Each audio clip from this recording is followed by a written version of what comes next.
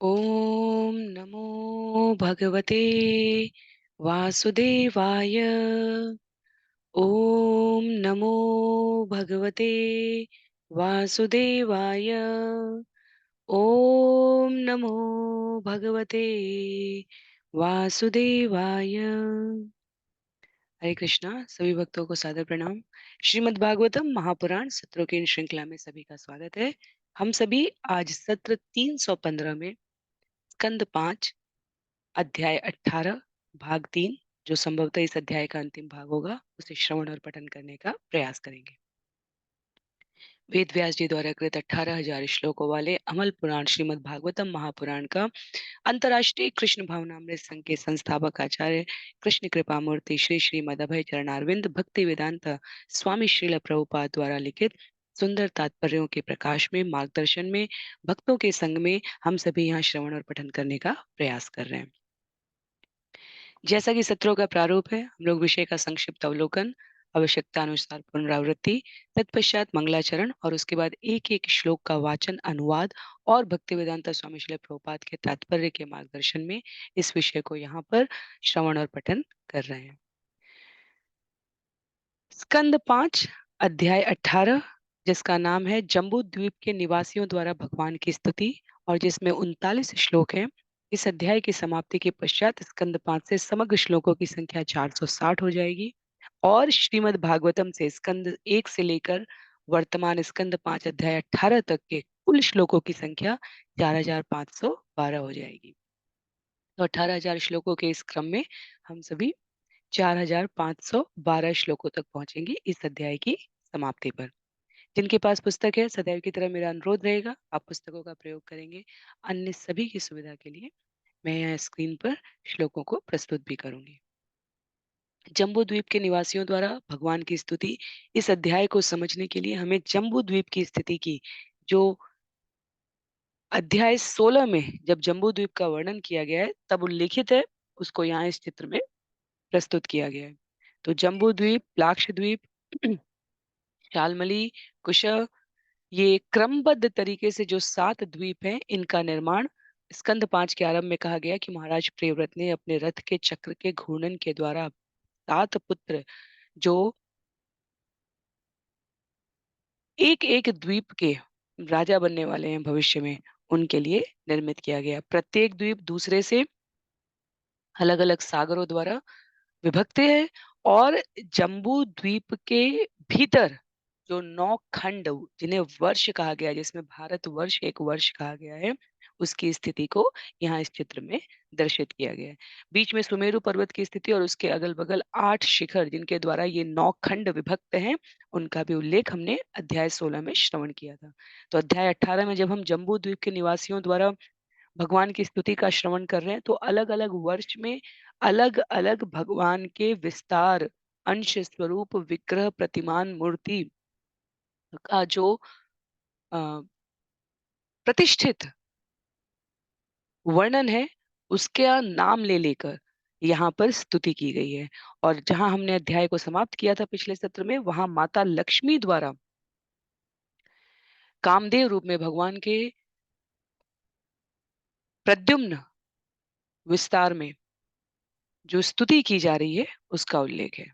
तो आरंभ करेंगे मंगलाचरण से और उसके पश्चात एक एक श्लोक को हम लोग श्लोक संख्या 21 से आगे श्रवण करेंगे। नारायणं नमस्कृत्य नरं चैव नरोत्तमं देवीं सरस्वतीं व्यासं ततो जयम् उदीरयेत्। शृण्वतां स्वकथा कृष्ण पुण्यश्रवणकीर्तन यद्यन्तस्तो यभद्राणि विदुर्नोति सुयस्यताम्। नष्टप्रायेषु भद्रेषु नित्यं भागवत सेवया भगवत्युत्तमश्लोके भक्तिर्भवति नैष्ठिकी। ॐ अज्ञानतिमिरान्धस्य ज्ञानाञ्जनशलाकया चक्षु उन्मीलितं येन तस्मै श्रीगुरुवे नमः। मूकं करोति वाचालं पङ्गुं लङ्घयते गिरिं यत्कृपातमहं वन्दे परमानन्दमाधवं।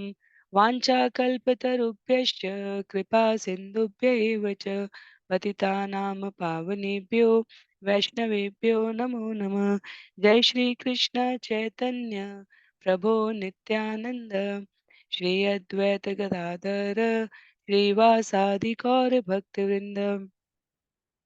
हरे कृष्णा कृष्ण कृष्ण हरे हरे, हरे राम राम राम हरे हरे।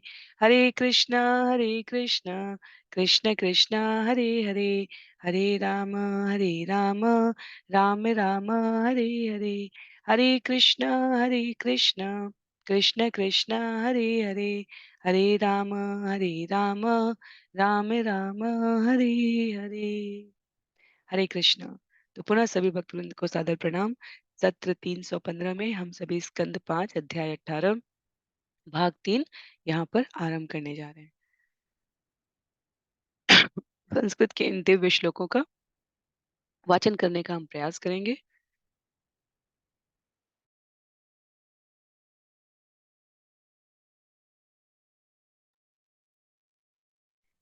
यातस्य ते पाद सरोरुहरणम् निकामयेत्साखिल कामलंपट, तदैव राशीप्सितमीप्सितोर्चितो यद्भग्नयाञ्चा भगवन् प्रतप्यते। हे भगवान, जो स्त्री आपके चरण कमल की आराधना विशुद्ध प्रेम वश करती है, आप उसकी समस्त कामनाओं को स्वतः ही पूरा करते हैं। यदि कोई स्त्री आपके चरण कमलों की पूजा किसी विशेष प्रयोजन के लिए करती है, तो भी उसकी कामनाओं को आप शीघ्र पूरा करते हैं, किंतु अंततः वह टूटे हुए मन से पश्चाताप करती है। अतः किसी भौतिक लाभ के लिए आपके चरण कमलों की आराधना नहीं की जानी चाहिए।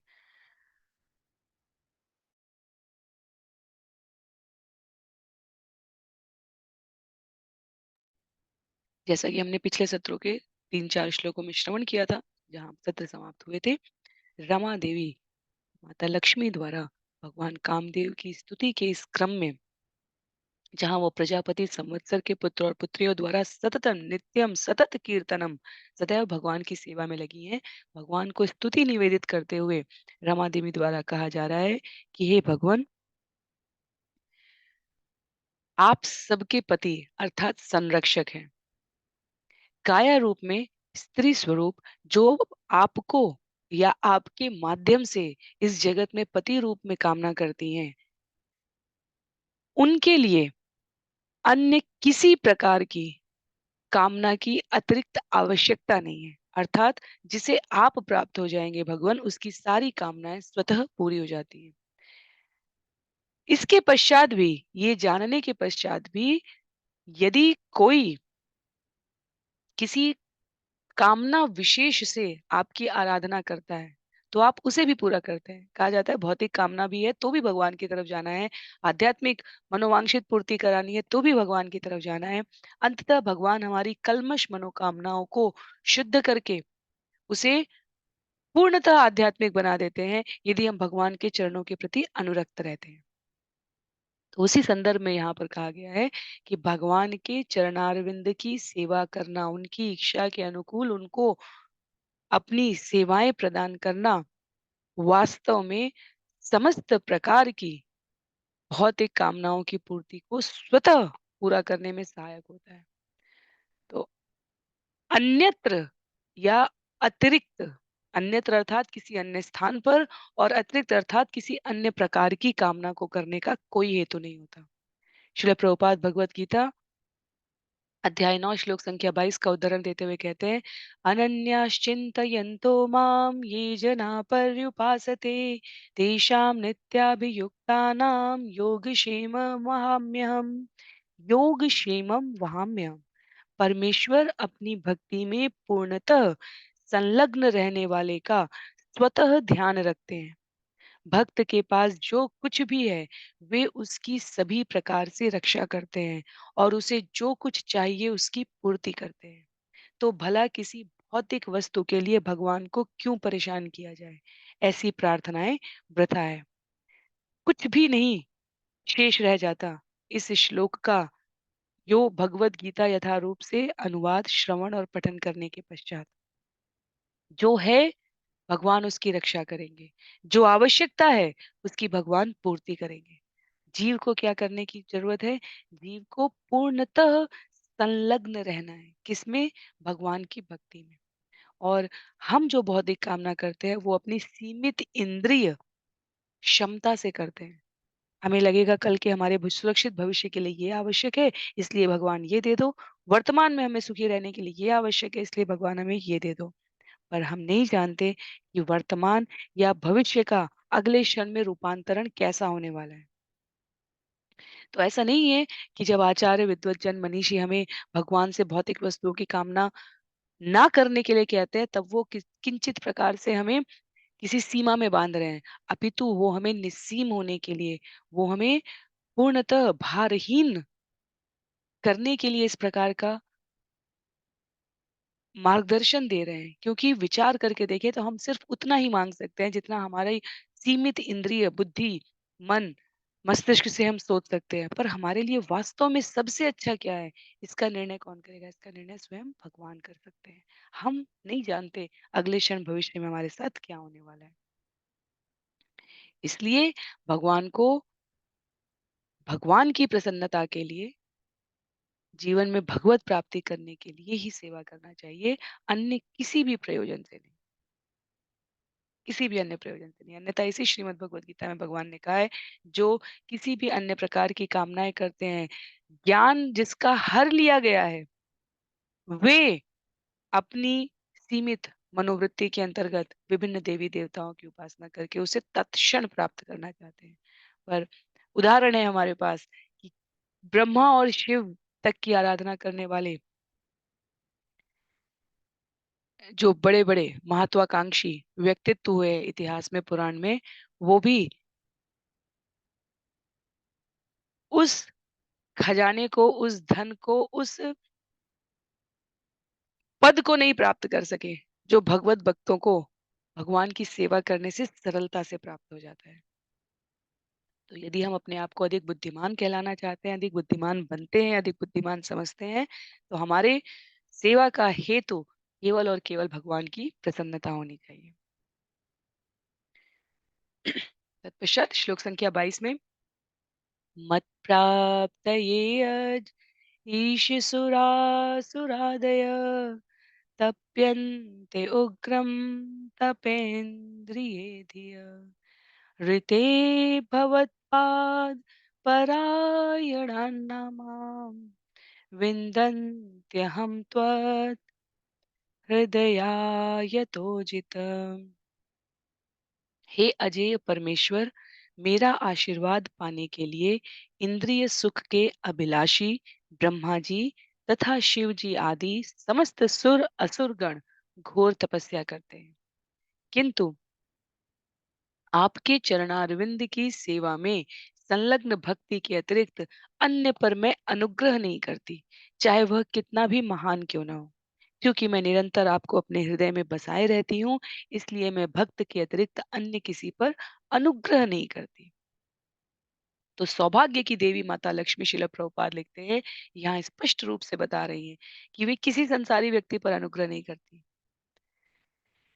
दूसरे संसारी व्यक्ति की दृष्टि में अमुक व्यक्ति कितना भी ऐश्वर्यवान क्यों ना हो जाए, पर सौभाग्य की देवी अंश रूपा भगवती दुर्गा,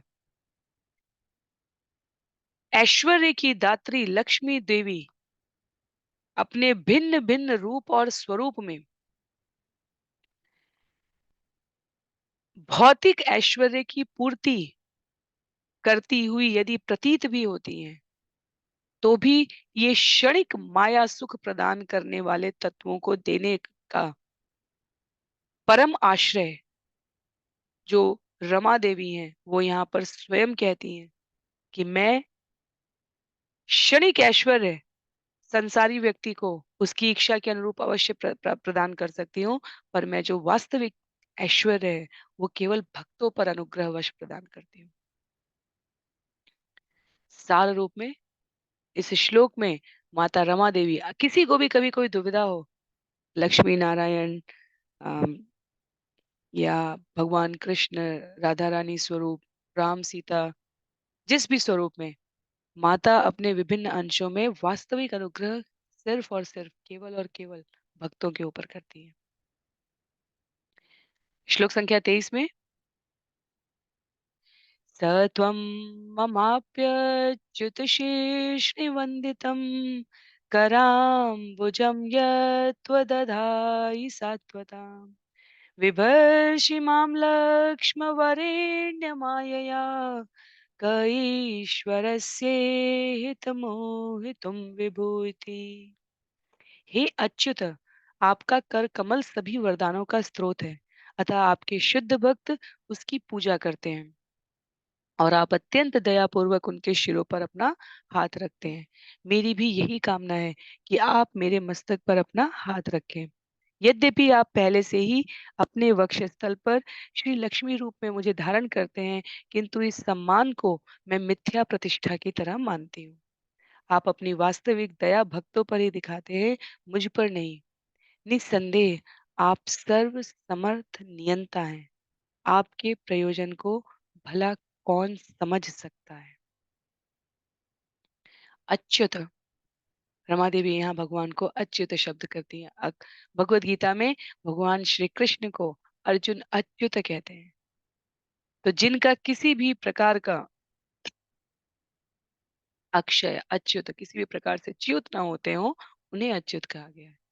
और माता लक्ष्मी आश्वस्त कर रही हैं भक्तों को कि जो आपकी पूजा कर रहे हैं, जिनके शिरों पर आपने दयापूर्वक अपना हाथ रखा है, उन्हीं के समान मेरी कामना है कि आप मुझ पर भी अपना हाथ रखें। जब भक्त प्रार्थना में कहते हैं कि भगवान अपने वक्षस्थल पर धारण करते हैं माता लक्ष्मी को, तब वो मुझे मिथ्या प्रतिष्ठा की तरह लगता है। वास्तविक दया तो भगवान आप भक्तों पर दिखाते हैं और मुझे आपकी वो वास्तविक दया चाहिए। तो प्रतीकात्मक तरीके से माता लक्ष्मी भगवान की शक्ति स्वरूपा समस्त ऐश्वर्यों के पुंज के रूप में स्थित है, और जो वास्तविक स्थिति माता स्वयं को प्रदर्शित कर रही हैं, जो भक्त कहते हैं कि उस पद और उस स्थिति के लिए वो त्रिलोक वार सकते हैं, वो है भगवान की सेवा करने वाले पद को प्राप्त करना भगवत सेवा में। तो भगवान अपनी पत्नी शरीर में वास करने वाली ऐश्वर्य की देवी माता रमा को वो पद स्वाभाविक रूप से नहीं प्रदान कर रहे हैं जो वो अपने भक्तों को दे रहे हैं। श्रील प्रभुपाद तात्पर्य में लिखते हैं कि श्लोक में श्रीमद् भागवतम स्कंद 10 अध्याय 9 श्लोक संख्या 20 में ये आएगा कि जितना अनुग्रह भगवान व्रज की गोपियों के ऊपर कर रहे हैं, उतना तो वो अपनी पत्नी अपने शरीर में वास करने वाली ऐश्वर्य की देवी पर भी नहीं करते। तो वो वहां पर उलाहना नहीं है, वो वहां पर तुलना है। तुलना किस संदर्भ में है कि भक्त के समकक्ष भक्त पद के समकक्ष कोई पद नहीं है। और रमा देवी यहाँ पर स्पष्ट रूप से उस अनुग्रह की प्राप्ति के लिए यहाँ पर भगवान से निवेदन कर रही है। श्रीमद् भागवतम स्कंद 10 में ये विषय कई बार आएगा, जहाँ पर कभी जब द्वारका की रानियां मिलेंगी, कभी जब व्रज की गोपियां कृष्ण को उलाहना देंगी, अलग अलग अध्यायों में अलग अलग विषयों के वर्णन में इसको यहाँ पर वहां पर हम श्रवण करेंगे। यहाँ पर रमा देवी स्पष्ट रूप से भगवान से कह रही हैं, जो अनुग्रह आप भक्तों पर करते हैं, जो कृपा आप भक्तों पर करते हैं, मुझे वो कृपा चाहिए। और श्रील प्रभुपाद कहते हैं कि प्रत्यक्ष मोक्ष कोई यदि भगवान से मांगे तो भगवान उसे सरलतम दे देंगे, लेकिन भगवान की भक्ति यदि कोई मांगे तो उसके लिए भक्तों की कृपा के अनुपात में किसी जीव के ऊपर भगवत कृपा होती है। श्लोक संख्या 24 में, रम्य के च भगवत प्रियतमं मात्स्यमं अवतार रूप तत्वर्ष पुरुषस्य मनोः प्राक् प्रदर्शितं स इदानीम् अपि महता भक्ति योगेनाराधयत इदं च उदाहरति। सुखदेव गोस्वामी आगे कहते हैं, रम्यक वर्ष में पिछले मनवंतर चाक्षुष के अंत में श्री भगवान मत्स्य रूप में प्रकट हुए, जहाँ के अधिपति वैवस्वत मनु हैं। वे आज भी मत्स्य भगवान की शुद्ध भक्ति करते हैं और निम्नलिखित मंत्र का जाप करते हैं। तो अभी रमा देवी के पश्चात यहाँ पर रम्यक वर्ष की बात की जा रही है। और वर्ष कहाँ है? वर्ष यदि हम देखना चाहें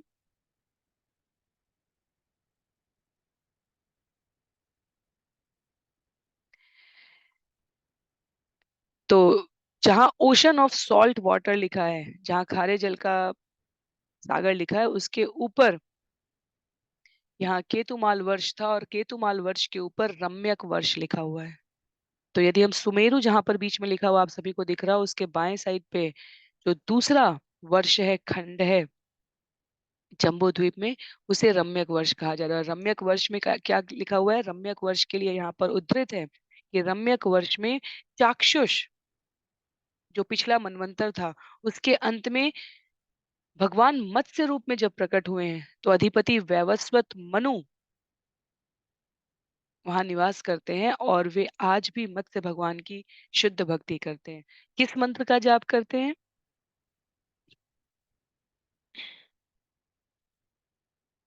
मंत्र जाप की स्थिति के संदर्भ में लिखा है, ओम नमो भगवते मुख्यतमाय नमः, सत्वाय प्राणाय ओजसे सहसे बलाय महामत्स्याय नमः इति। मैं सत्व स्वरूप श्री भगवान को नमस्कार करता हूँ। वे प्राण, शारीरिक शक्ति, बौद्धिक शक्ति तथा ज्ञानेंद्रिय शक्ति के मूल स्रोत हैं। समस्त अवतारों में प्रकट होने वाले वे महामत्स्यावतार हैं। मैं पुनः उनको नमस्कार करता हूँ। तो जो दशावतार का गीत है, जो हमारे जयदेव गोस्वामी जी ने लिखा हुआ है, उसको वहां पे क्या कहा गया है? जो केशव धृत मीन शरीर, जय जगदीश हरि।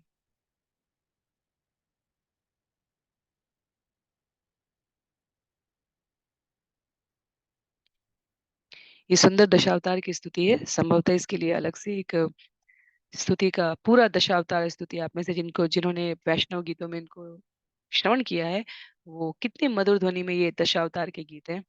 जब पूरा ब्रह्मांड सृष्टि रचना के तुरंत बाद जलमग्न होता है, तब वेदों की रक्षा के लिए केशव ने महामत्स्य रूप अवतार जो लिया है, उसको प्रथम अवतार ग्रहण करने वाला, इसीलिए यहाँ पे केशव धृता मीन शरीरा, प्रलय पयोधि जले धृतवान असि वेदम, विहित वहित्र चरित्र मखेदम, केशव धृता मीन शरीरा, जय जगदीश हरे, जय जगदीश हरे। तो भगवान प्रत्येक तत्व में, अवयव में, रूप में, स्वरूप में स्वयं को प्रस्तुत कर सकते हैं। यदि ब्रह्मांड जलमग्न है तो भगवान मत्स्य अवतार लेते हैं। यदि धरती गर्भोदक सागर के जल में भीतर समाहित हो गई है, तो भगवान वाराह अवतार ले सकते हैं। तो हयग्रीव, वाराह मूर्ति, कूर्म मूर्ति, ये सब भौतिक नहीं है, ये शुद्ध पद पर अवस्थित भगवान के स्वरूप है, जो भगवान आवश्यकता अनुसार धारण करते हैं। अंतर्बहि च अखिलोकपालके, अदृष्टरूपो विचरसि उरुस्वन, स ईश्वरत्वं य इदं वशे अन्यत् नाम्ना यथा दारुमयीं नरस्त्रियम्। हे ईश्वर, जिस प्रकार एक नटखट पुतलियों को तथा पति अपनी पत्नी को वश में रखता है, उसी प्रकार आप इस ब्रह्मांड की समस्त जीवात्माओं को, चाहे वे ब्राह्मण हो या क्षत्रिय, वैश्य अथवा शूद्र, अपने वश में रखने वाले हैं। यद्यपि आप जन जन के हृदयों के भीतर परम साक्षी के रूप में और उनके बाहर भी निवास करते हैं, किंतु समाज, जाति तथा देश के तथाकथित नेता आपको समझ नहीं पाते। केवल वैदिक मंत्रों की स्वर लहरियों को सुनने वाले आपको जान पाते हैं।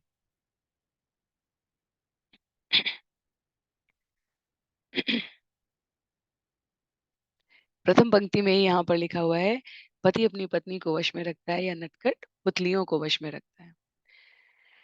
महत्व की बात यहाँ पे ये है कि जब हमारे आचार्य इस प्रकार की उपमा देते हैं, तब उन्हें पॉलिटिकली करेक्ट होने की आवश्यकता नहीं है, राजनैतिक रूप से। क्योंकि जिस वातावरण में और जिन मनोभावों के साथ इन श्लोकों की, इनके अनुवादों की रचना की गई है, उसमें कायिक स्त्री और पुरुष शरीर की बात जब तक कि सामाजिक परिवेश का उल्लेख ना किया जाए, महत्वहीन है। तो पुतलियाँ अपने आप गतिमान होंगी, तो उनमें कोई रिदम, उनमें कोई तारतम्य दिखेगा या नहीं दिखेगा, इसकी बहुत कम संभावना है। तो इसलिए यहाँ पर नटखट पुतलियों की बात की गई और पति अपने पत्नी को वश में रखने की आवश्यकता इस संदर्भ में नहीं कही गई है कि वो उनको दमनपूर्वक नियंत्रित कर रहे हैं, उनको अपने वश में रखता है। इस संदर्भ में कहा गया है कि जो आवश्यकता अनुसार दोनों के संबंध के बीच में तारतम्यता चाहिए। कई स्थान पर आचार्य कहेंगे पत्नी अपने पति को वश में रखने के लिए इस प्रकार के साधन और माध्यम का प्रयोग करती है। कहीं कहा जा रहा है पति अपने पत्नी को वश में रखने के लिए करती है। तो तारतम्यता को यहाँ पर संबोधित किया गया है, ना कि एक के ऊपर दूसरे की बलपूर्वक जबरन वश में रखने की प्रवृत्ति को यहाँ पर समर्थित किया गया है। तो ये अंतर हमें स्पष्ट रहना चाहिए। तारतम्यता के संदर्भ में कहा गया क्योंकि यहाँ पर ब्रह्मांड के भीतर और बाहर स्थित भगवान किस प्रकार एक एक स्वर लहरी, जैसे वेद मंत्र की स्वर लहरी यदि क्रमबद्ध तरीके से प्रस्तुत ना की जाए, तो जो मधुरता है उससे प्राणी मात्र की अनभिज्ञता हो जाएगी। उस मधुरता की तारतम्यता को समझाने के लिए यहाँ पर लिखा है कि जन जन के हृदय के भीतर परम साक्षी भगवान आप बाहर भी निवास करते हैं। केवल और केवल जो इन शब्दों के, इन मंत्रों के, इन ज्ञान के मूल भाव को समझ पाते हैं, वो आपको जान पाते हैं। अन्यथा जाति, देश, समाज में विभक्त भूखंड में निवास करने वाले या शासन करने वाले नेताओं की परिभाषाओं से आपको नहीं समझा जा सकता।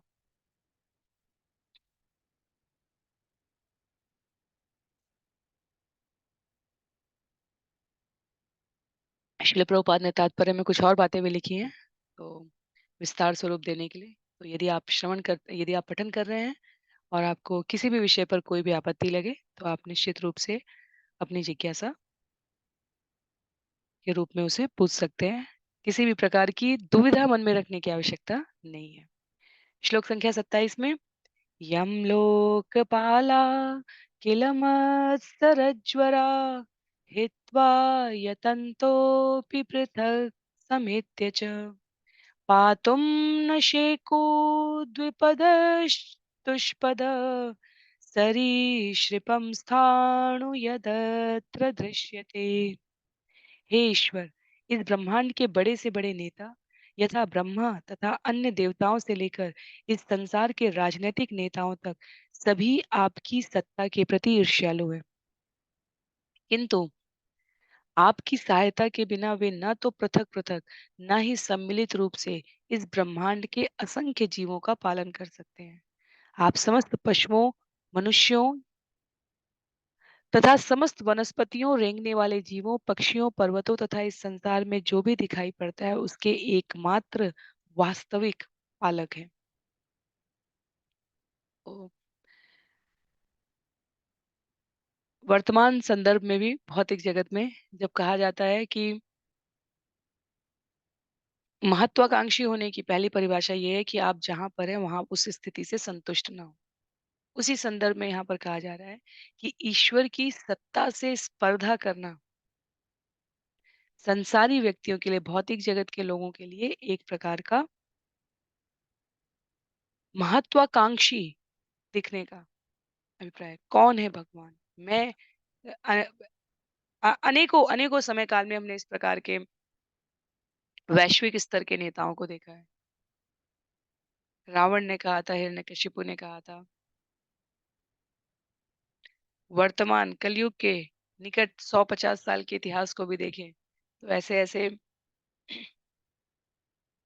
नेता हो चुके हैं जिन्होंने कहा कि हम अपनी प्रतिभा और शक्ति से सबके स्वामी बनने की चाह रखते हैं और हम हैं। कौन है जो हमारी सत्ता को चुनौती दे सकता है? और आचार्य कहते हैं इसे ही माया कहते हैं। इस संसार में अपने समस्त प्रयासों से झूठी प्रतिष्ठा अर्जित किया हुआ व्यक्ति इस प्रकार गर्वोन्मत्त रहता है कि वो कृष्ण भावनामृत के मूल तत्व से अपने आप को सदा सर्वदा के लिए विमुख कर चुका होता है। और काल रूप में जिसे भगवान ने अपनी जो प्रमुख 82 विभूतियां बताई हैं भगवत गीता में, काल रूप में भगवान उन सब का हरण कर लेते हैं। भगवान कौन है ये पहचानने के लिए, ये समझने के लिए चार प्रकार के जो भक्त बताए गए हैं उनको शास्त्र में पर्याप्त संकेत दिए गए। भगवान के उद्भव के, भगवान के अवतारों के कारण, लक्षण, इनकी गणना, इनका नामांकन सब शास्त्रों में वर्णित है। इसके अतिरिक्त यदि हम भौतिक शरीर जीवधारी व्यष्टि आत्मा को समष्टि भगवान बता रहे हैं, तो ये हमारी मूढ़ता है। ये हमारी अतृप्त इंद्रिय कामनाओं को पूरी करने की त्वरित इच्छा है। ये चाटुकारिता है। ये माया है। तो यहाँ पर इसको वर्णन किया गया है। और समय-समय पर भगवान के पार्षदों द्वारा, देवताओं द्वारा, चाहे ब्रह्मा जी हुए, चाहे स्वयं इंद्रदेव हुए, इन्होंने भगवान के अवतारों के रूप में भगवान के प्रादुर्भाव के समय अपने आप को व्यक्त भी किया। जैसे गोवर्धन लीला के समय, ब्रह्म विमोहन लीला के समय अलग-अलग अलग-अलग अवसरों पर वो उसे प्रमाणित भी करते हैं कि किस प्रकार भगवान से प्रतिस्पर्धा करना संसारी जीवों के लिए एक प्रकार का अलग ही आकर्षण है। श्लोक संख्या 28 में भवान युगान्तार्णव उर्मिमालिनी शोणीमिमामोषधिवीरुधां निधिम् मया सहोरु क्रमते अजोजसा तस्मै जगत्प्राणगणात्मने नमः इति। हे सर्वशक्तिमान ईश्वर, कल्पांत में यह पृथ्वी जो सभी प्रकार की जड़ी बूटियों तथा वृक्षों की आगार है, जल की बाढ़ से प्रलयकारी तरंगों के नीचे डूब गई। उस समय आपने पृथ्वी सहित मेरी रक्षा की और अत्यंत वेग से आप समुद्र में भ्रमण करते रहे। हे अजन्मा, आप इस समग्र सृष्टि के वास्तविक पालन करता हैं। इसलिए आप ही सभी जीवात्माओं के कारण हैं। मैं आपको सादर नमस्कार करता हूँ। तो ये रम्यक वर्ष में मनवंतर वैवस्वत मनु द्वारा भगवान की जो स्तुति की जा रही है उसका यहाँ उल्लेख है। तो सभी प्रकार की जड़ी बूटियों वृक्षों की आगार ये पृथ्वी जब बाढ़ के प्रलयंकारी तरंगों के नीचे डूब गई तब किस प्रकार भगवान ने रक्षा की है उसका यहाँ पर स्तुति के रूप में उल्लेख किया है। वैसे तो भगवत गीता में भगवान ने आश्वस्त किया है, भगवान ने स्वयं अपने श्रीमुख से कहा है कि भगवान की अध्यक्षता में इस सृष्टि का बारंबार सृजन और संहार हो रहा है। जो समर्पित व्यक्ति हैं वो विस्मय विस्मयकारी परिवर्तन को समझ सकते हैं। जो ईर्ष्यालु व्यक्ति है वो देख सकते हैं पर समझ नहीं सकते। दुर्योधन देख सकता है पर समझ नहीं पाता। क्यों? क्योंकि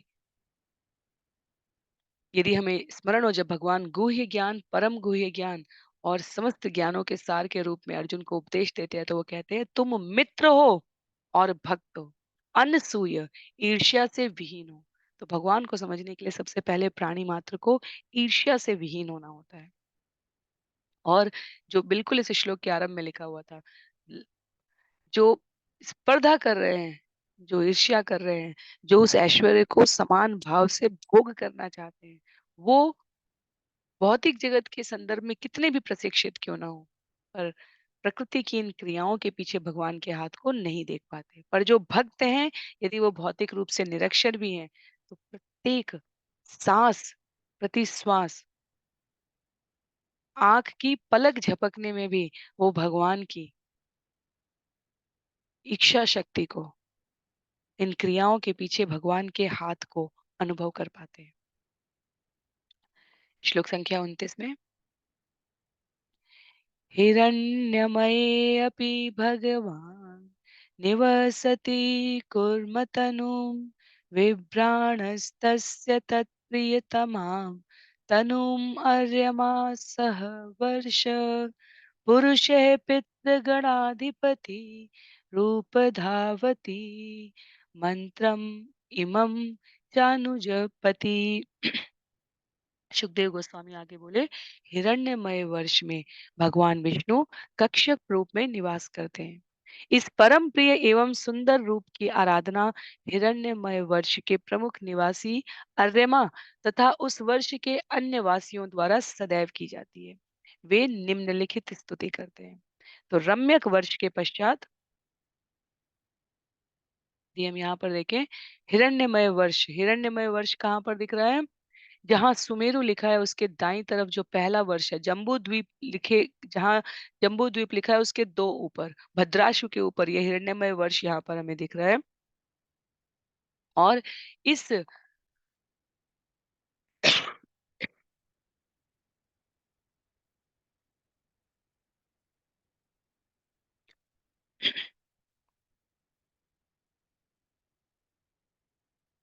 इस वर्ष के निवासियों द्वारा भगवान की स्तुति की जा रही है। प्रमुख निवासी कौन है? अर्यमा। अर्यमा यदि हमें याद हो तो पितरों के अधिपति कहे गए हैं। और यहाँ पर जो भगवान का प्रमुख विग्रह है वो कौन है? यहाँ पर जो भगवान का प्रमुख विग्रह है वो कश्यप रूप की बात की जा रही है। किस मंत्र द्वारा स्तुति की जा रही है उसका उल्लेख किया गया है श्लोक संख्या 30 में। तो श्लोक संख्या 29 में हिरण्यमय वर्ष यहाँ हमने देखा जम्बू द्वीप के दो ऊपर है। और सुखदेव गोस्वामी यहाँ पर वर्णन करते हैं कि भगवान के इस प्रिय एवं सुंदर रूप की आराधना की जा रही है। वास्तव में कूर्म रूप, शूकर रूप, मत्स्य अवतार, ये सब भौतिक दृष्टि से हमें सुंदर नहीं दिखेंगे, पर आचार्य कहते हैं कि भगवान जब जो स्वरूप भगवान धारण करेंगे वो इतना तेजवान है कि उसके अनंत सौंदर्य की, ऐश्वर्य की आराधना भक्तों के द्वारा स्वतः स्वाभाविक रूप से की जाती है। तो जो हम देख पाते हैं वो हमें प्रतीकात्मक रूप से भौतिक जगत के संदर्भ में सुंदर लगे या ना लगे, जब भगवान तत्व, भगवत तत्व उस पर अपनी कृपा दृष्टि डालेंगे। उदाहरण के लिए कुब्जा भौतिक दृष्टि से सुंदर नहीं थी, भगवान ने उसके मन की सुंदरता को देखा और मन की सुंदरता से भगवान ने उसको तन की सुंदरता प्रदान की है। तो दिने दिने नवम नवम नमामि नंद संभवम, भगवान हमारे उनकी आराधना करने वाले या जिस तत्व में वो प्रवेश करते हैं उस सब को दैदीप्यमान तेज से सौंदर्य प्रदान करते हैं, इसमें कोई संशय नहीं है। श्लोक संख्या 30 में जो हिरण्यमय वर्ष के प्राणियों द्वारा स्तुति की जा रही है वो क्या है? ओम नमो भगवते अकूपाराय सर्वतत्त्वगुणविशेषणाय अनुपलक्षितस्थानाय नमः वर्षमणे नमो भूम्ने नमो नमो अवस्थानाय नमस्ते। हे प्रभु, कश्यप स्वरूप आपका, आपको मेरा सादर नमस्कार है। आप समस्त दिव्य गुणों के आगार हैं। आप भौतिकता से पूर्णतः रहित तथा परम सत्व में स्थित हैं। आप जल में विचरण करते रहते हैं, किंतु कोई आपका पता नहीं लगा पाता। अतः मैं आपको सादर नमस्कार करता हूँ। अपनी दिव्य स्थिति के कारण आप भूत, वर्तमान तथा भविष्य से बंधे नहीं रहते। आप सर्वत्र सर्वाधार रूप में उपस्थित रहते हैं। अतः मैं बारंबार आपको सादर नमस्कार करता हूँ। तो प्रमुख निवासी अर्यमा द्वारा अन्य प्राणियों के संग में भगवान विष्णु के कश्यप रूप को यहाँ पर नमस्कार किया गया।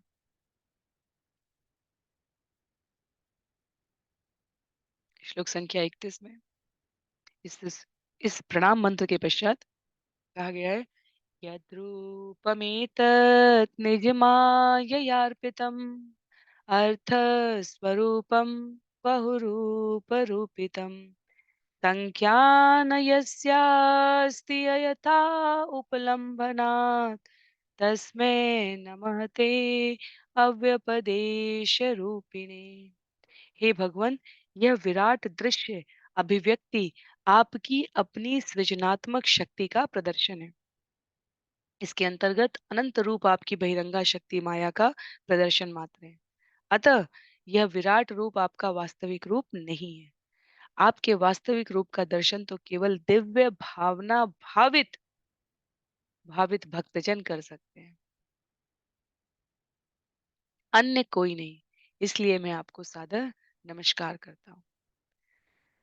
तो ये जो स्तुति है, ये इस बात को संदर्भ करती है जो अध्याय 10 में भगवान की विभूतियों के पश्चात जब अध्याय 11 में हम विराट स्वरूप का दर्शन करते हैं, तो अर्जुन वहां पर एक समय के पश्चात कहते हैं, और भगवान के उल्लिखित शब्द है जिसे श्रील प्रभुपाद व्यक्त करते हैं कि भक्त वास्तव में भगवान के विराट स्वरूप के प्रति उतने आकर्षित नहीं होते।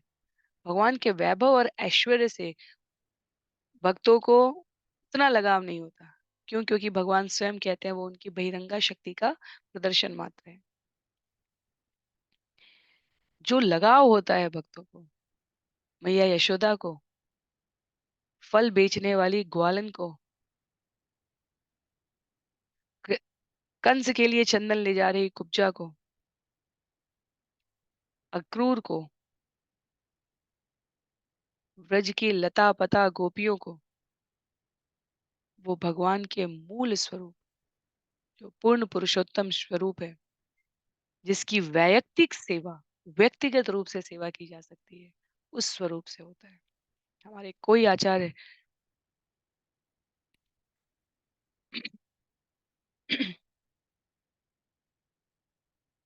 कृष्ण भावनामृत आंदोलन के इस क्रम में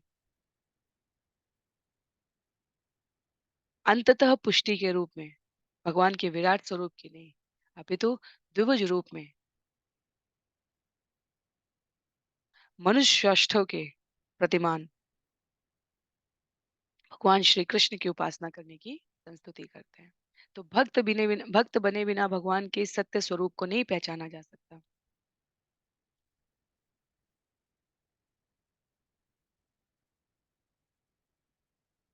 हिरण्यमय वर्ष के प्राणी अरेमा सहित केवल यहीं पर नहीं रुकते। वो कहते हैं, ये कश्यप रूप तो आपने यहाँ के लिए धारण किया है,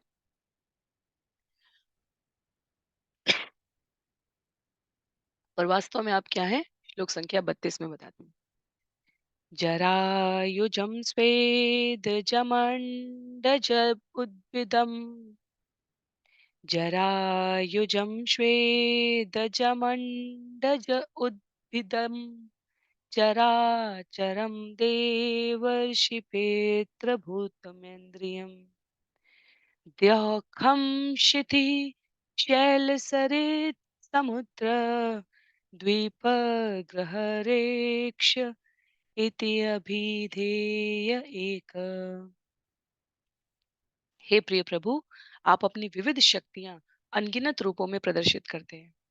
जैसे कि गर्भ से, अंडे से तथा श्वेद से उत्पन्न होने वाले जीव, धरती से पौधों एवं वृक्षों के रूप में विकसित होने वाले जीव, देवता, विद्वान, ऋषि मुनि तथा पितरों सहित चर तथा अचर सारे जीव, बाह्य अवकाश, स्वर्गलोक सहित उच्चतर ग्रह मंडल एवं पर्वत, नदियां, महासागरों तथा द्वीपों सहित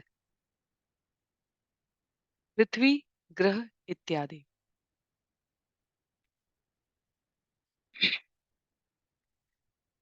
तो भगवान की बृहद विशालता, ब्रह्मांड की निस्सीमता को यहाँ प्रदर्शित करते हुए कहा गया, अनगिनत रूपों में विविध शक्तियों के द्वारा आप अपने आप को प्रदर्शित करते हैं।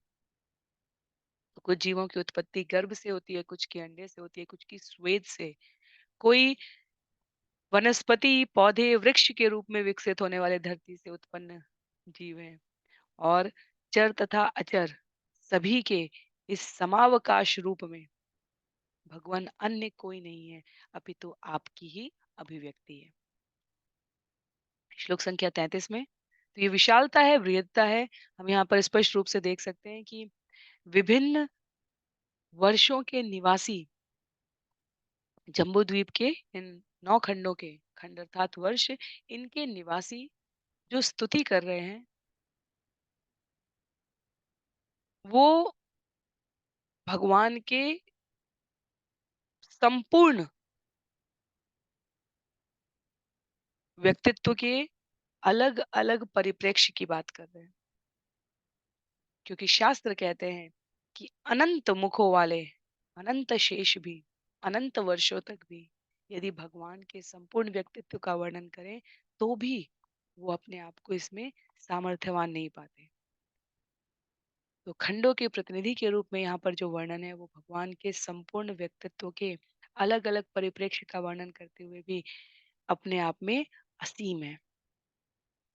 ये हमें स्पष्ट रखना है। तो अलग अलग वर्षों की, अलग अलग प्रतिनिधियों की, अलग अलग प्रमुख विग्रहों की बात हो रही है, पर फिर भी सब कुछ कह पाना संभव नहीं है। श्लोक संख्या 33 में इसीलिए कहा गया है, यस्मिन् असंख्ये विशेष नाम रूपाकृतो कविभिः कल्पितेयम् संख्यायया तत्त्वदशापनीयते तस्मै नमः सांख्य निदर्शनाय तेति। हे प्रभु, आपका नाम, रूप तथा आकृति असंख्य रूपों में अभिव्यक्त होते हैं। निश्चित रूप से ये नहीं कहा जा सकता कि आप कितने रूपों में विद्यमान हैं। फिर भी आपके स्वयं के अवतार कपिल देव जैसे मुनियों ने इस विराट जगत में 24 तत्व निश्चित किए हैं। अतः यदि कोई सांख्य दर्शन में रुचि रखता है तो उसे चाहिए कि विभिन्न सत्यों को वह आपसे सुने। ये आप कौन है? ये आप यहाँ पर कपिल मुनि को कहा गया है। और अभी आगे भी तात्पर्य है इसका। दुर्भाग्यवश जो आपके भक्त नहीं है, वे केवल तत्वों की गणना कर पाते हैं, किंतु आपके वास्तविक रूप से अनजान रहते हैं। मैं आपको सादर नमस्कार करता हूँ। तो विभिन्न वर्गीकरण किए जाए भगवान के रूप के, स्वरूप के, भगवान की शक्तियों के, विस्तार के, भगवान के प्रदर्शन के, ब्रह्मांड के भागों के, तो भी केवल तात्विक गणना करने वाले भगवान के भक्त नहीं कहे जा सकते। कितने भी सिद्धांत समीकरण प्रतिपादित किए जाते रहे, भौतिक जगत के वैज्ञानिक दार्शनिक अपनी शोध काल्पनिक चाहे वास्तविक रूप में प्रदर्शित करने के लिए अपने आप को पूरा समर्पित कर दें, तब भी शास्त्र कहते हैं यहाँ पर कि ये उनकी मृत्यु के साथ अवरुद्ध हो जाएगा और प्रकृति के नियम उसके कार्य से प्रभावित हुए बिना अबाध रूप से गति करते रहेंगे। तो प्रकट और अप्रकट रूप में ये सृष्टि भूतवा भूतवा प्रलीयते अनंत रूप से चलती जा रही है और अनंत रूप से चलती जाएगी। अध्याय 9 श्लोक संख्या 10 भगवत गीता भगवान श्री कृष्ण ने उल्लेख किया है, मयाध्यक्षेण प्रकृति सूयते सचराचरम। श्रील प्रभुपाद ने तात्पर्य में लिखा है, हेतु नानेन कौन्तेय जगद्विपरिवर्तते। हे कुंती पुत्र, यह अपरा प्रकृति मेरी अध्यक्षता में कार्य करती है और संपूर्ण चर तथा अचर प्राणियों को रचती है। इसी कारण इस जगत का बारंबार सृजन और संहार होता है। तो कोई केवल तत्वों की गणना से समझना चाहे आरंभ करने के लिए, ठीक है, पर्याप्त है। पर उसके पश्चात उसे समग्र रूप से जानने के लिए दार्शनिक, काल्पनिक, वैज्ञानिक बनने की आवश्यकता नहीं है। उसके लिए सिर्फ भक्त बना जा सकता है। शास्त्र में स्पष्ट रूप से कहा गया, जो भगवान की सेवा में स्वयं को समर्पित करते हैं, अंतःस्थल में स्थित परमात्मा भीतर से उस प्रकार का मार्गदर्शन और ज्ञान देते हैं जिससे जीव भक्त भगवान को समग्र रूप से प्राप्त कर पाता है। श्लोक संख्या 34 में अंतिम कुछ श्लोक हैं इस अध्याय के।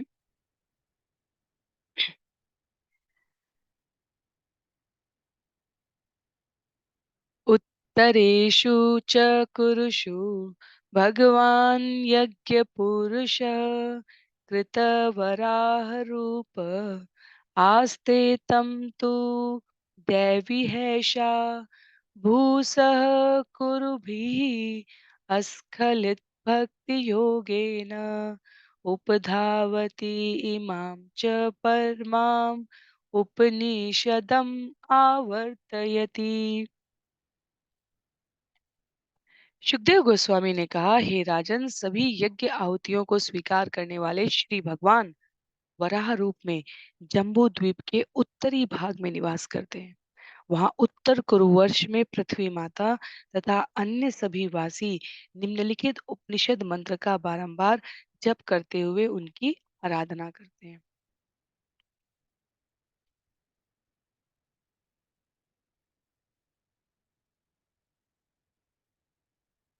तो जम्बू द्वीप के उत्तर में यहाँ में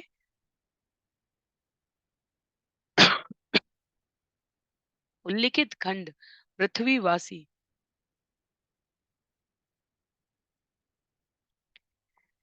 जिस मंत्र के द्वारा उपासना कर रहे हैं उसका यहाँ पर उल्लेख किया गया है।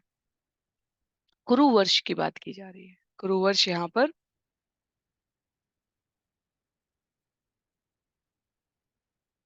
बिल्कुल उत्तर में है। स्क्रीन शेयर करते हो। उत्तर कुरुवंश की यहाँ कुरुवर्ष की यहाँ पर बात की जा रही है। बिल्कुल उत्तर में यहाँ पर हमें ये जहाँ पॉइंटर है वहां उल्लेखित किया गया है। क्या कहा जा रहा है, क्या है मंत्र?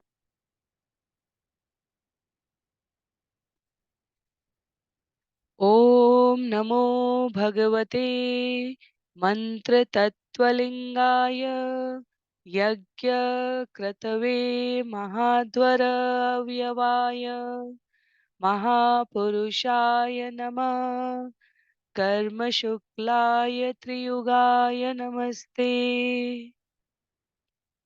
हे प्रभु, हम विराट पुरुष के रूप में आपको सादर नमस्कार करते हैं।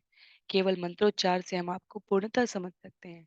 आप यज्ञ रूप हैं, आप क्रतु हैं, अतः यज्ञ के सभी अनुष्ठान आपके दिव्य शरीर के अंश रूप हैं और केवल आप ही समस्त यज्ञों के भोक्ता हैं।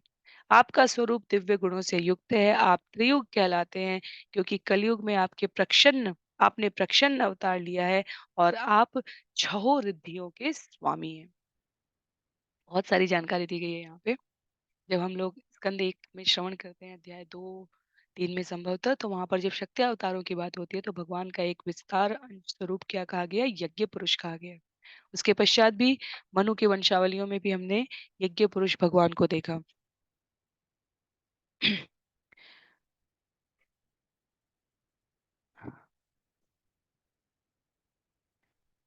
यज्ञ के अनुष्ठान आपके दिव्य शरीर के अंश रूप कहे गए हैं यहाँ।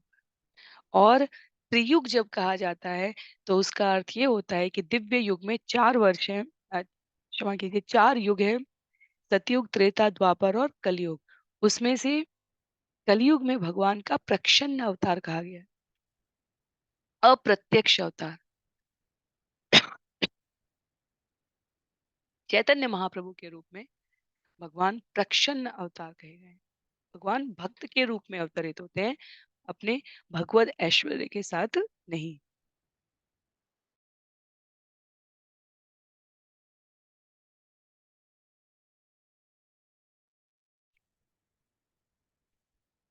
मध्य लीला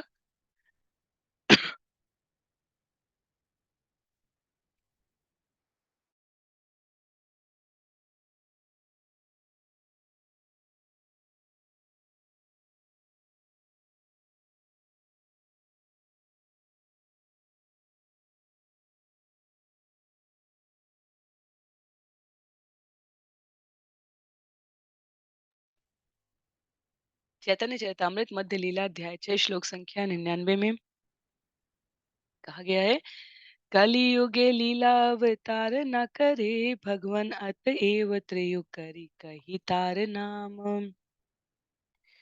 इस कलिकाल में श्री भगवान लीला अवतार के रूप में लीलाओं के प्रदर्शनार्थ प्रकट नहीं होते, इसलिए वे त्रियुग कहलाते हैं।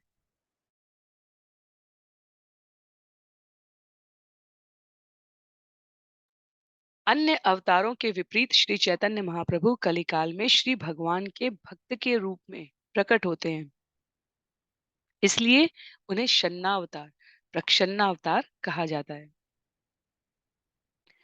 तो यहाँ पर क्रतु के रूप में, यज्ञ रूप में जम्बू द्वीप के उत्तर भाग खंड में भगवान की उपासना की जा रही है। श्लोक संख्या 36 में,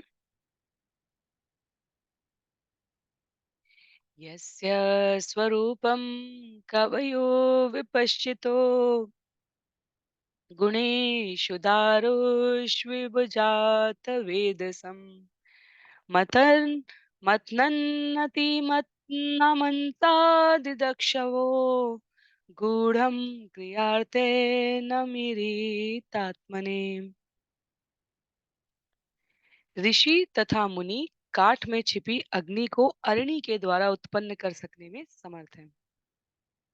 हे प्रभु, परम सत्य को समझने में दक्ष ऐसे व्यक्ति आपको प्रत्येक वस्तु में, यहाँ तक कि अपने शरीर में भी देखने का प्रयास करते हैं, किंतु आप फिर भी अप्रकट रहते हैं। मानसिक या भौतिक क्रियाओं जैसी अप्रत्यक्ष विधियों से आपको नहीं समझा जा सकता। आप स्वतः प्रकट होने वाले हैं। अतः जब आप देख लेते हैं कि कोई व्यक्ति सर्वभावेन आपकी खोज में संलग्न है, तभी आप अपने को प्रकट करते हैं। अतः मैं आपको सादर प्रणाम करता हूँ। काठ में छिपी अग्नि को अरणि के द्वारा उत्पन्न करने की बात, ये उपमा दी गई है इस संदर्भ में कि परमात्मा हम सभी के भीतर स्थित है, पर हम अपने सर्वभावेन खोज से संलग्न होकर जब तक समर्पित नहीं होते, तब तक हम आपको प्राप्त नहीं कर सकते। वैसे भी उदाहरण में भी, भौतिक जगत में भी जो वस्तु जितनी मूल्यवान होती है, उसको उतना संरक्षित करके रखा जाता है।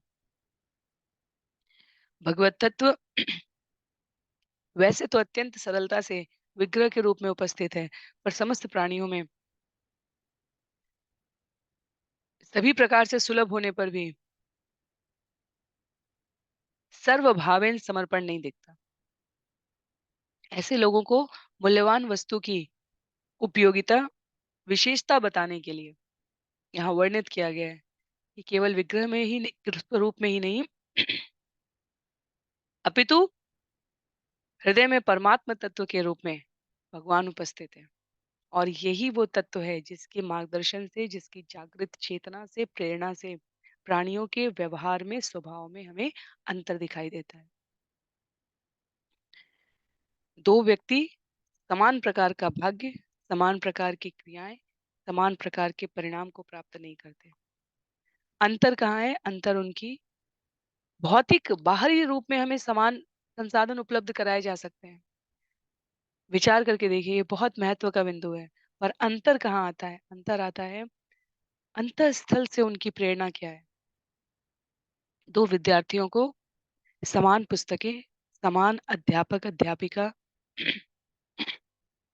गुरु समान प्रकार की प्रकाश, पानी, भोजन की व्यवस्था करके समान समय प्रदान किया जा सकता है। पर अंतःस्थल से किसके भीतर कितनी प्रेरणा है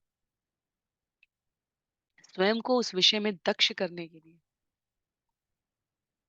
परिणाम उसी प्रेरणा से प्रभावित होता है।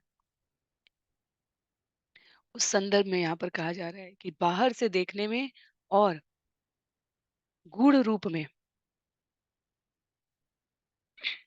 अप्रत्यक्ष गतिविधियों में जो सर्वभावेन आपका दर्शन कर पाता है, उस पर आप जो महती कृपा करते हैं, आपके उस स्वरूप को मैं प्रणाम करता हूँ। अंतिम तीन अंतिम तीन श्लोक है इस अध्याय के। श्लोक संख्या 37 में कहा गया है, द्रव्य क्रिया हेतु अयनीश कर्तृभिः माया गुणे वस्तु निरीक्षितात्मने अन्वीक्षयाङ्ग अतिशयात्म बुद्धिभिः निरस्तमाया आकृतये नमो नमः।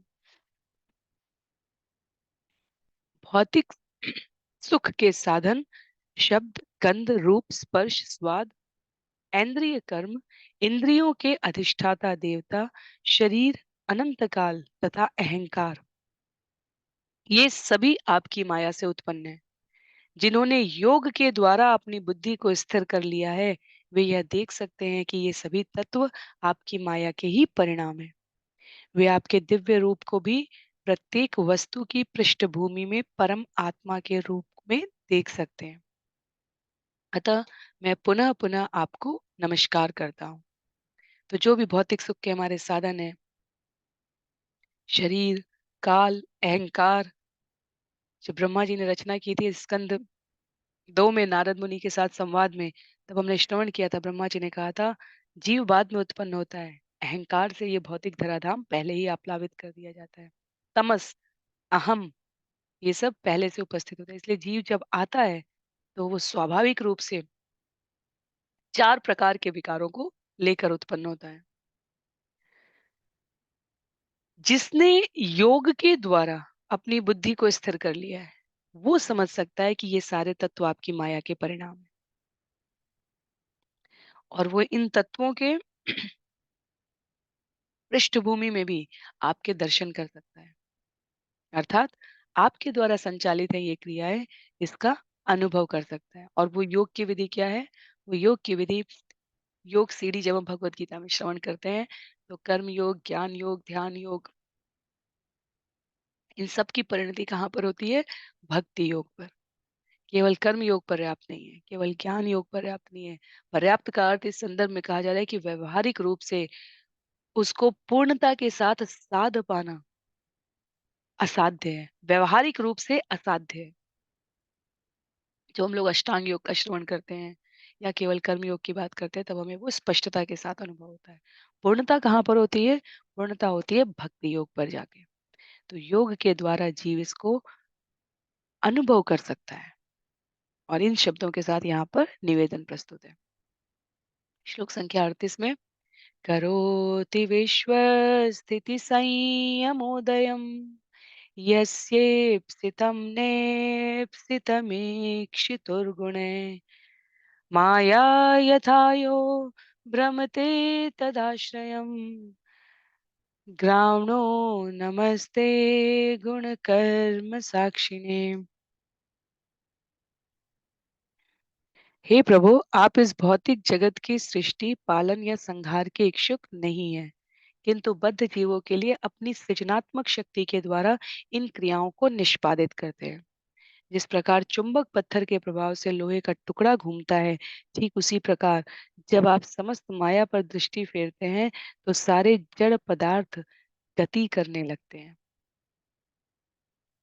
अगर हम केवल स्वयं के सामर्थ्य से इन श्लोकों को श्रवण करना चाहें, तो ये हमें बिल्कुल शुष्क लगेंगे, इसमें हमें कोई रस नहीं आएगा। पर जब हम इन्हें श्रील प्रभुपाद के तात्पर्य के संदर्भ में समझते हैं, तब हम इनका वास्तविक अर्थ जानते हैं। यहाँ लिखा है भौतिक जगत की सृष्टि पालन संहार के इच्छुक भगवान नहीं है। तो प्रश्न उठता है कि फिर भगवान ने इतने प्रकार के जीवों के लिए कष्टों से पूर्ण इस भौतिक जगत की सृष्टि की ही क्यों है? और श्रील प्रभुपाद इसका उत्तर देते हैं, परमेश्वर तो बद्ध आत्माओं के सुख भोग के लिए सृष्टि करते हैं, क्योंकि जीव की वैसी इच्छा होती है। लेकिन मात्र कष्ट भोगने के लिए नहीं करते हैं। लेकिन प्रकृति पर भगवान की दृष्टिपात होने मात्र से भौतिकतावादी विज्ञानी, नामधारी सांख्य दार्शनिक जो ईश्वर में विश्वास नहीं करते, वो भगवान से पृथक होकर जीवन यापन करना चाहते हैं। और भगवान से पृथक तो कुछ किसी वस्तु और व्यक्ति का अस्तित्व ही नहीं है। तो भगवान जीव ने इच्छा की, मैं भोगना चाहता हूँ, भगवान ने उसके लिए सृष्टि निर्माण करके दे दी। और सृष्टि निर्माण के इस क्रम में जीव समयांतर पर क्या कहता है, मैं भगवान को नहीं जानता मानता। तो ऐसी तो कोई वस्तु और व्यक्ति ही नहीं, ऐसा तो कोई लॉजिक ही नहीं है, कोई लैंग्वेज ही नहीं है, कोई भाषा ही नहीं है जिसे जिसे सिस्टम समझ सके। क्योंकि सब वस्तु और व्यक्ति में भगवान की उपस्थिति है, इसे कोई नहीं मना कर सकता।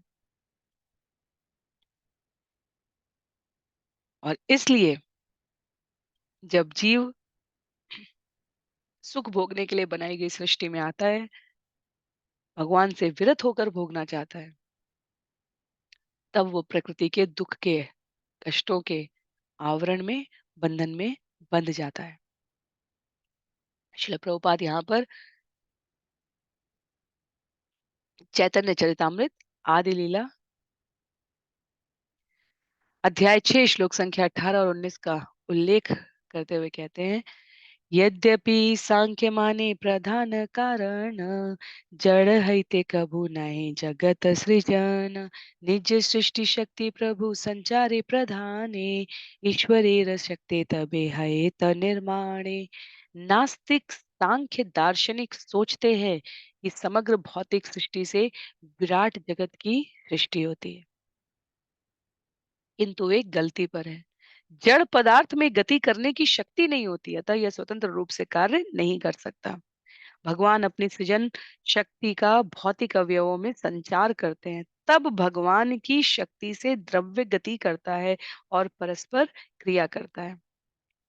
तो यदि जड़ पदार्थ से चेतना का निर्माण हो सके, मैटर और स्पिरिट जो कहा जाता है वैज्ञानिकों द्वारा, यदि जड़ पदार्थ से चेतना का सृजन हो सके, तो ये भौतिक शरीर वैज्ञानिकों द्वारा कहा गया है, nitrogen, calcium, phosphorus, potassium, oxygen, iron in तत्वों से बना है। इन तत्वों की प्रचुरता है इस भौतिक जगत में। बाहर से मनुष्य का निर्माण नहीं किया जा सकता। चेतना तत्व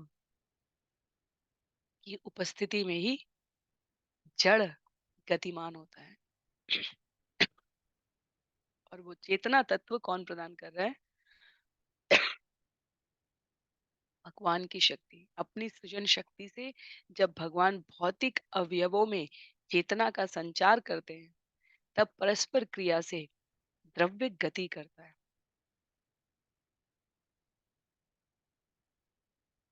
सुंदर है। यहाँ पर चैतन्य चरितामृत के कई श्लोकों का उद्धरण दिया है श्रील प्रभुपाद ने तात्पर्य में। तो आज के सत्र के लिए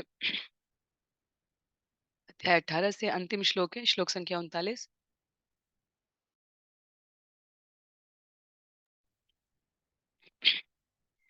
प्रमथ्य दैत्यम प्रतिवारणं रधे, यह मां रसाया जगतादिसूकर, कृत्वाग्रदंष्ट्रे निर्घातु दन्वत,